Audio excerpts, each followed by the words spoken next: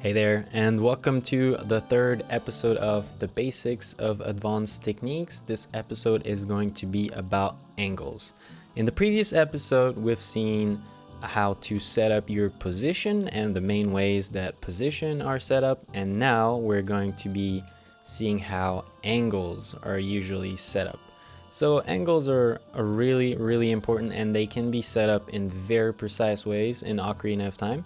So as you are going to be learning, you will encounter them, and understanding what you're watching is once again going to help you reproducing it and just learning faster overall, having more understanding of what you do and what you see.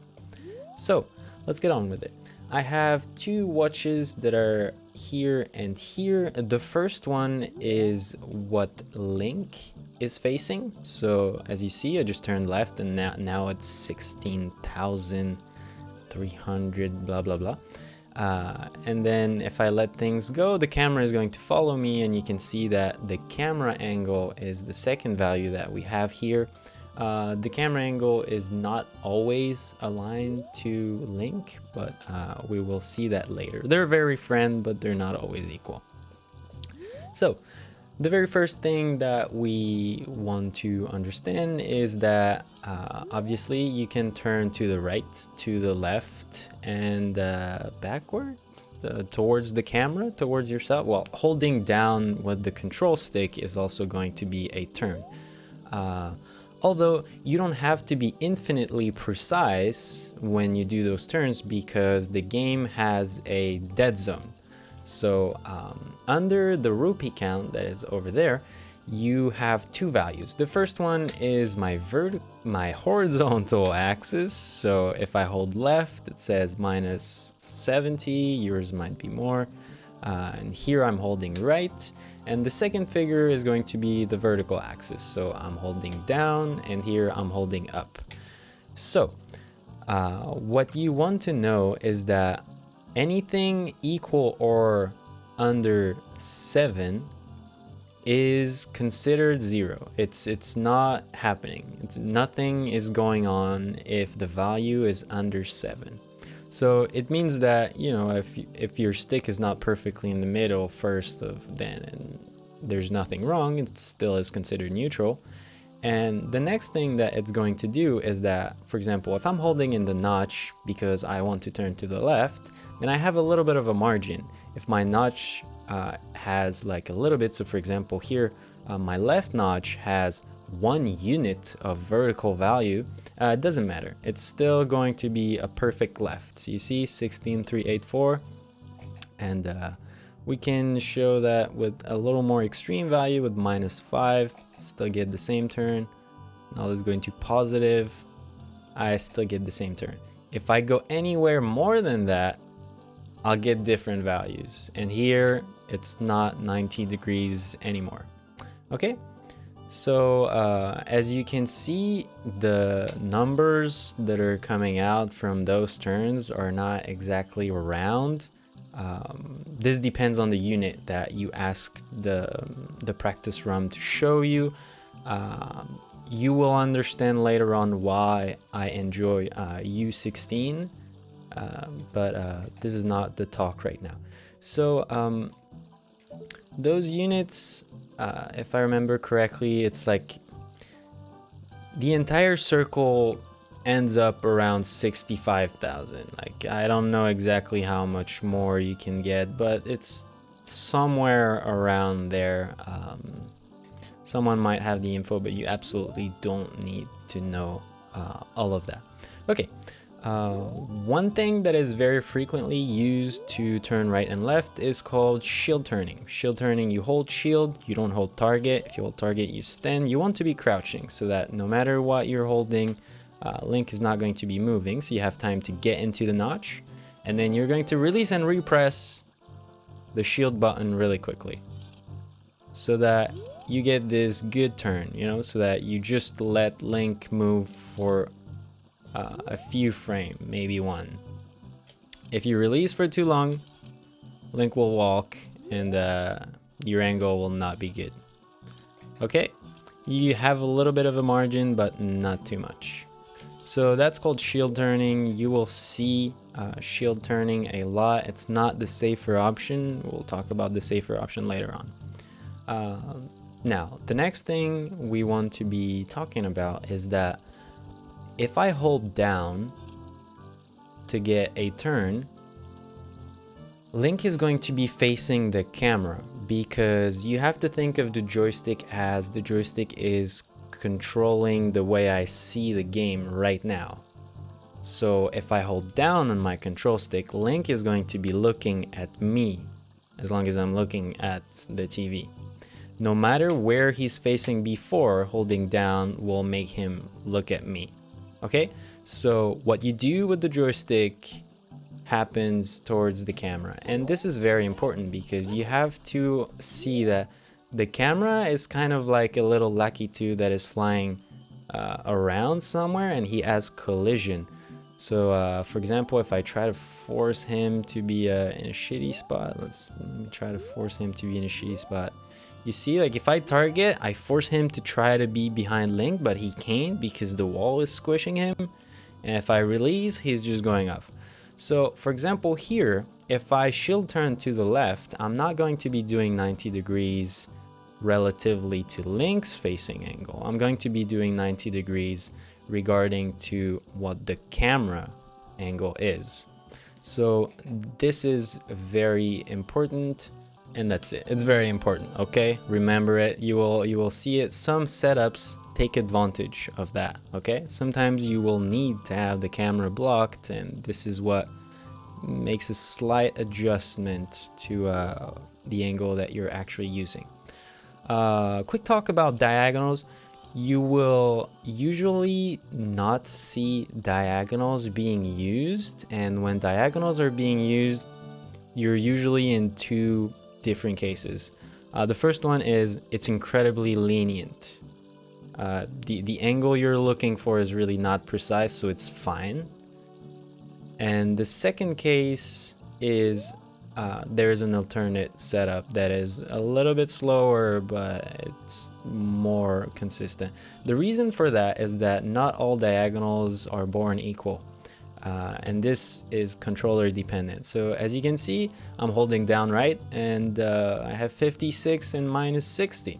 So that's no bueno. That's not what we call a perfect diagonal.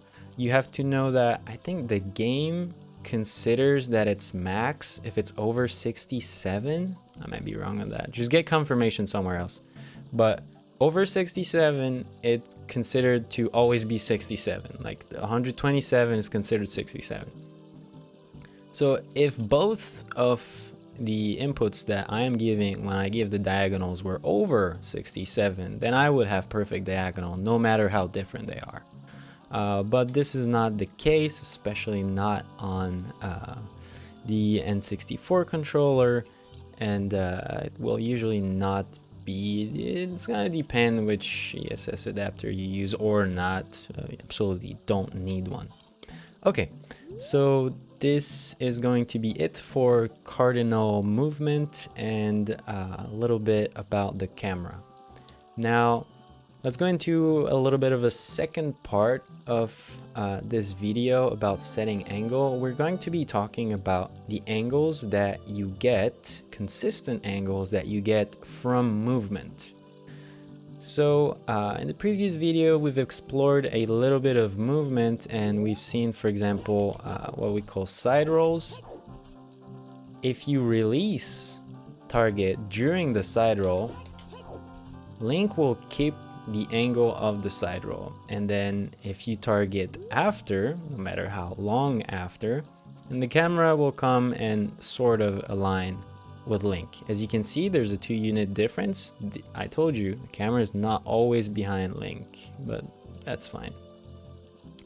So now if I go back in here, I get back to it. So right side roll, left side roll are exactly the same. The way I do it is I press A and then release target during the side roll, and then I have as long as I want to repress target. Okay, you have the same idea for down rolls. You can release target and repress it. you have to note that down rolls can be done by holding ESS down, and then untarget, retarget will give you the angle. Another option is during a backwalk, you can brutally release the stick and press A immediately, and you'll get a down roll. It's preference, but I prefer to flick up and press A. It does the exact same thing. And you also get a down roll. So if the only thing you're looking for is the angle of a down roll, you might want to do that. You have to know that depending on where the camera is relatively to Link, because it's almost never completely behind, if it's a little to the right or to the left, you might get a down roll that goes to the left. And this is normal. This is part of the game. Sometimes you also have situations in which backwalk down rolls or ESS down rolls will give you a different side of a down roll than the backflip. Might be a little confusing, but don't worry. If you're trying to learn into a setup, usually you will have the setup taking care of all of that, and if you don't get the good down roll, your starting angle might be wrong, or your position when you do it is not the same as when the video you're watching is doing it. Okay, so that's what you want to know. Now, there is something else that comes with this, is that for example, if I do the side roll, I'm still holding target, and on this frame, don't know why this one, I'm going to release target, and now I'm going to hold up. So what I did was I let the camera settle in, and then I aligned Link to the camera. Then I get the 32-19, but another angle can be gotten from that, and which means, like, what you need to know is that every single different frame of Z release during that side roll will give you a different angle. It's always going to be the same one, but each and every frame gives you a different angle. So if you encounter a setup that has this sort of mechanic, which is a dry roll and then hold up, you want to be checking when you are supposed to release target and how lenient that is, in order to, you know, consider, like, is this really the setup I want to do, or how lenient is it? Is it at the beginning, at the end?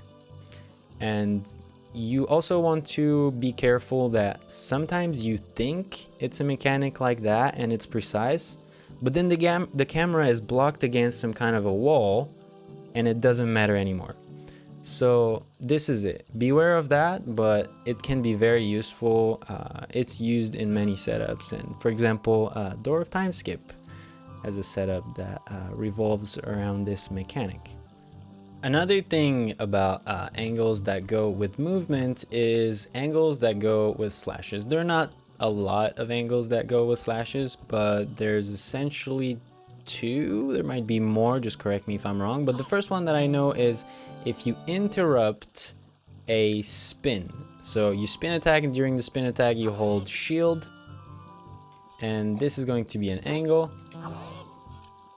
and this is going to be another one. Another instance of this is going to be if you have the Bigoran sword or the Giant's knife, doesn't really matter, but horizontal slash, so neutral B, and then interrupt this with shield, then you also get an angle. And it is very likely that the spin attack has also its own angle. So those are also probabilities of encounters when having to deal with angle setups. Okay, let's now enter into the third part of the basics of advanced technique, episode 3. I'm going to say it, but you have to not be scared. We're going to talk about Ess turns. So Ess is the acronym for extended super slide.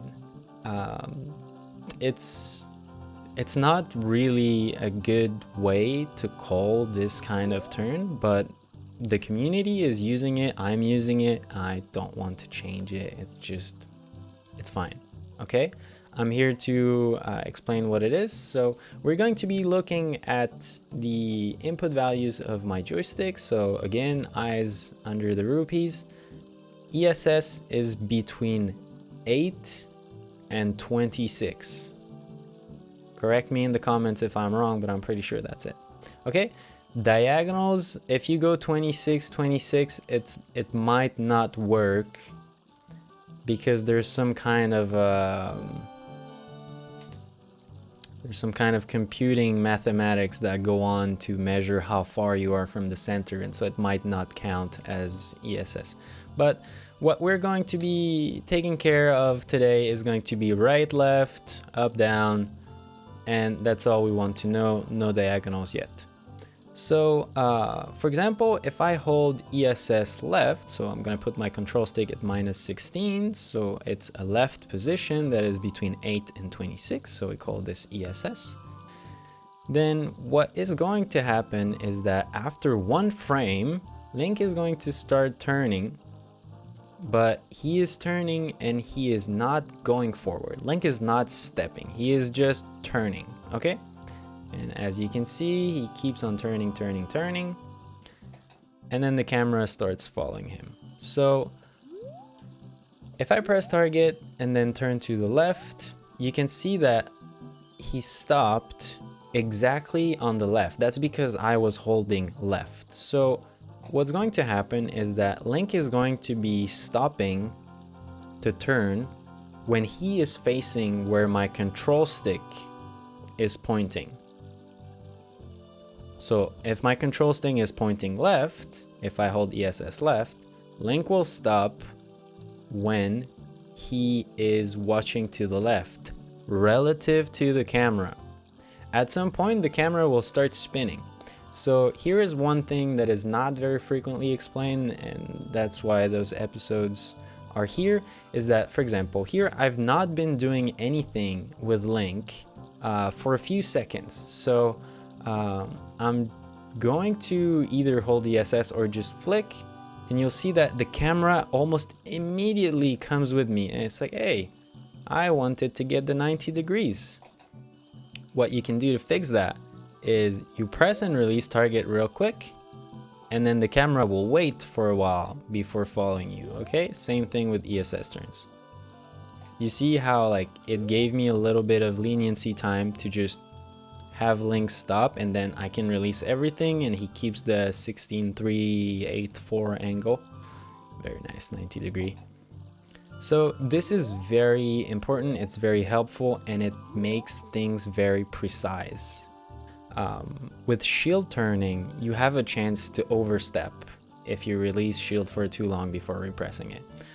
By using Ess Turns, you're making it definitely a slower turn. It's a lot slower, but it's very safe.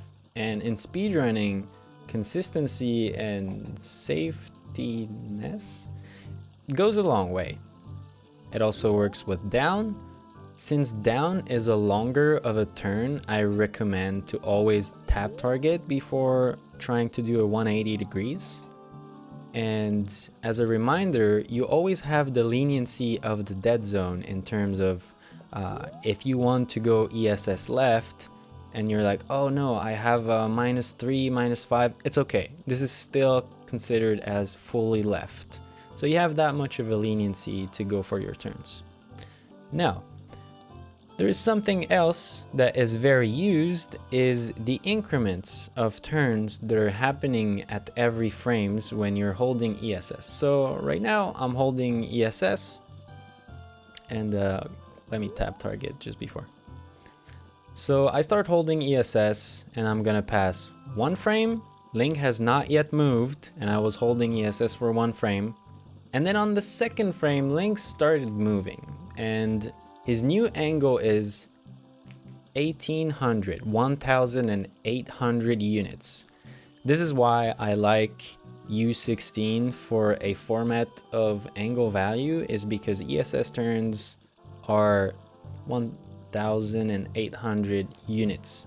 If I keep holding the control stick on Ess left and go for one more frame, I add that value again and again and again and again.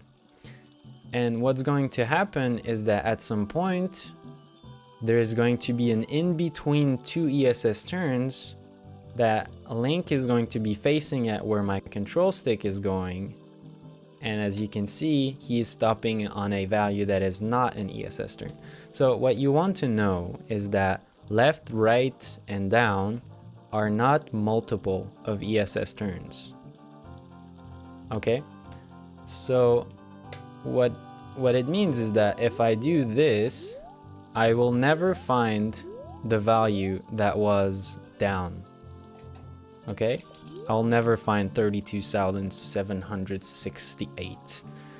I might if I go in circles again and again and again. You have setups that are doing that, just so that it keeps, at some point it adds 64 and then 128 and blah blah blah, and so on and so forth. So what you need to know is that cardinal directions are not multiples of Ess turns. Okay, so you will see in some setups that you can set up angles by saying like, hey, you do one Ess turn. So this is one Ess left. This is two Ess left, and this is three Ess left. When you start practicing this, it will feel really awkward. You have to picture it as if you were trying to start writing with your other hand, the one that you don't usually write with, be it left or right, and my camera is flipped so it makes everything equal. So at first, holding this input with your thumb, usually left thumb with classic controllers, it's going to be awkward and you're not going to be used to it. So what I recommend is that at first you just get used to doing those full turns, right, left, down, just so that you get used to like holding those inputs. And then when you're approaching doing Ess turns one by one, you sometimes hear it being called Ess clicks, Ess taps. The main mistake that is being done is that you try to do them too quick. Remember, one Ess turn is 2 frames of holding Ess left. So if I may give an advice here, at first it's always better to do them like 2 by 2 or 3 by 3, okay? And if you overshoot, it's no big deal, because they are all 1800 units, so you can come back and you can get it back, okay? 1 Ess right equals 1 Ess left, so it's no big deal, okay? So just do a couple of them and do a couple of them in the other side, and everything's beautiful. So you do that a little bit. You have to take your time with that, okay? Get used to it, but be very careful that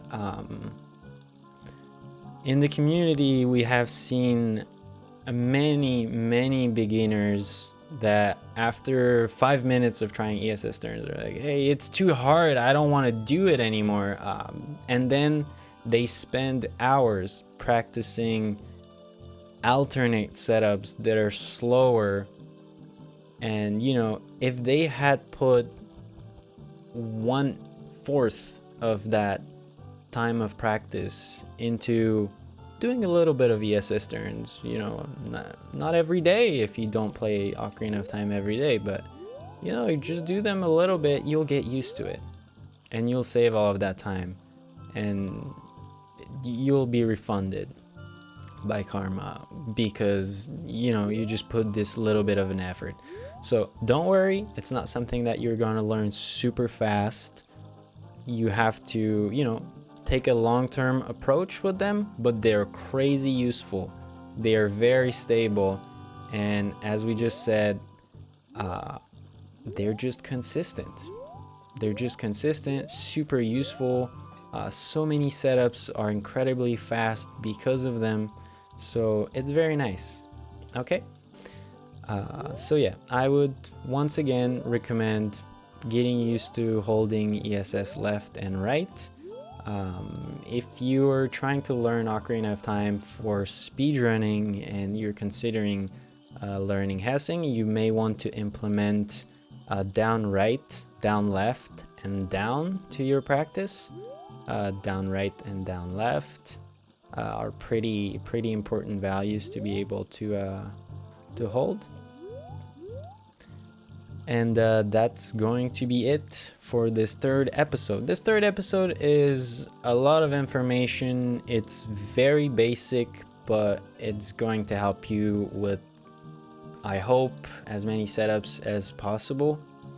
So if any questions, you have the comments below, because this was maybe a little complicated, but I'm sure y'all can handle that. I'm very happy that I could do this one. And I see you guys in the maybe next episode. Ciao, ciao.